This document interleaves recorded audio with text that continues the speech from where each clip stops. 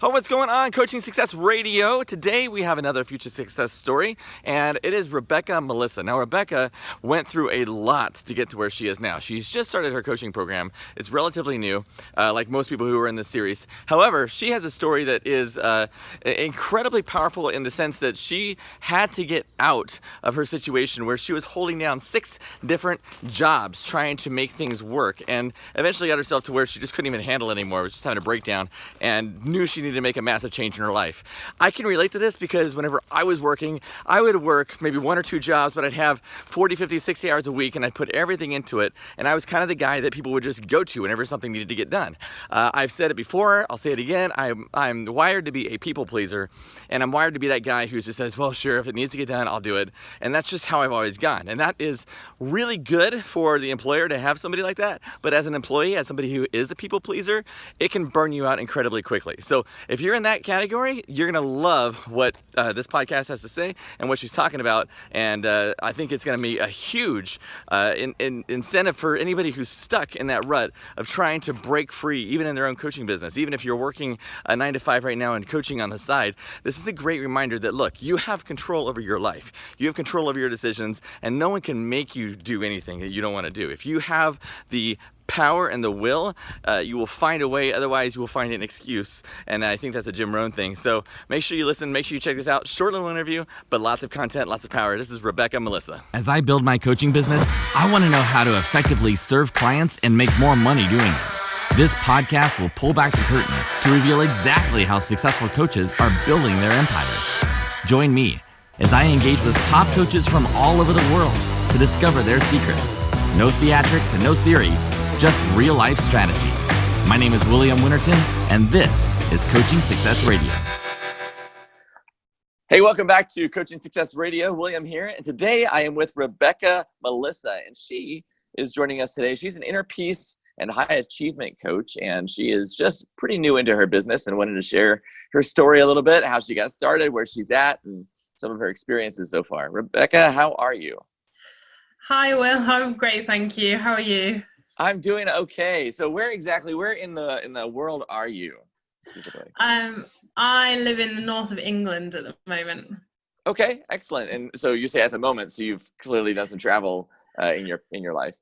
I do travel quite a lot, and some of my work also takes me abroad sometimes. So I spend part of the year abroad as well.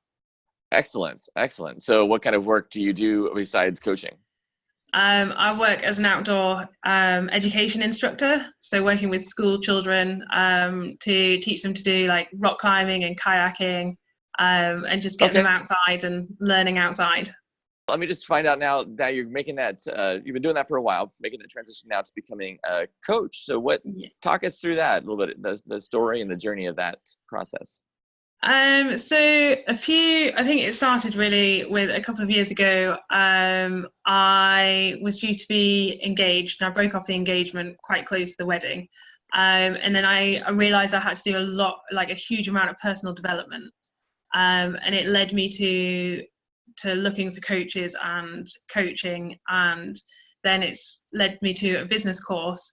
And what I realized is talking to my mentor on my business course is actually that I've been sort of informally coaching all my life, really helping a lot of people with what they're doing. And what I used to do about maybe 6 or 7 years ago, I had 6 jobs, 2 of which were full-time. And so I didn't really have a life, really, to be honest. I just worked. That was my life. And I used to get anxious if I had a day off, and I didn't do anything outside work. And what I've realized is that there's actually a lot of people that are also very similar to that. And I've come out the other side of it, and I know and rebuilt my life after that, because it can need rebuilding after that. That's an incredible 6 jobs at one time. That's that's mind-blowing. So I'm glad you got out of that trap, because it is a trap, right? Yeah, it is. Yeah, and it just get, like, once you're on the wheel, you just keep going and going and going, and before you know it, you like a year's gone, and you've maybe had 2 days off where you haven't actually done any work, because you're always working in your spare, what you think is your spare time, and and people's Sure. expectations build up because you're always willing to work and go the extra mile, and you get promoted and things, which is great sometimes, but when it's not actually, when you realize, take a step back and you realize that's not actually what you wanted in the first place, but the expectations are still building, so you keep on that treadmill. So how did you manage to get out of that treadmill? I completely burnt out and nearly missed my sister's wedding because I was so ill. And then that kind of was a bit of a kick, and I decided I needed to do something about it. So I stopped 4 out of my 6 jobs. I stopped the full-time ones, and I went abroad to work in Cambodia. There was a link to one of my jobs, and went to be a rescue medic out in Cambodia for 6 months. So that was something completely different, but it was very much what I needed. And not everyone has that opportunity to do something quite so differently, but it gave me that opportunity to really look at things. A good opportunity for some clarity and some real good self-discovery.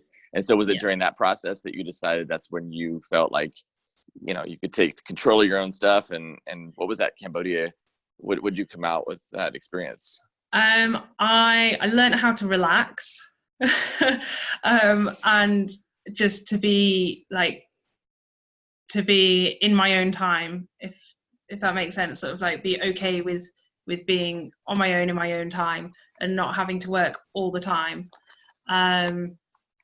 because that's what I had to be. I was on standby for 6 months essentially, and I learned that actually I there was a lot of things I needed to change to get out of that routine. I realized that I didn't want to be in the career that I was in anymore. And I needed to just build on myself. I was always a people pleaser, always the yes person. I was always the people's go-to person if there was a problem or if they needed something. I was that person they went to, and I would always put people first, when quite often I'd then become unhappy and it would become more difficult for me, and the expectations again would rise without, I'd never put myself first. So it's been quite a transition. That's difficult. I've been accused actually of self-proclaimed people person as well. And it's discouraging because you do want to serve everybody and you want to be there for everybody. You don't want to tell anybody no, but you have to let go or you start destroying yourself. And that's clearly what you found out. And it's a long journey to get out of that. And so that's what led you to start looking at, because now you're an inner peace and achievement coach. So tell me about that specifically. What do you mean by that? So a lot of high achievers, because they're so busy, they find it really difficult to switch off. And now with technology, you're always contactable, and people almost expect you to be contactable 24 hours a day. And a lot of high achievers tend to get into that routine of they don't sleep very well because they're checking their phone at night, and they days off aren't really days off because they're always checking their phone. They're not really that present with their family, with their friends, and they start to neglect things, and their personal life almost comes, they don't really have a personal life. So it all becomes about work, and then it starts to, the expectations and the burnout, and sometimes burnout get on top of them. So it then starts to affect their work, and you need to have that work-life balance.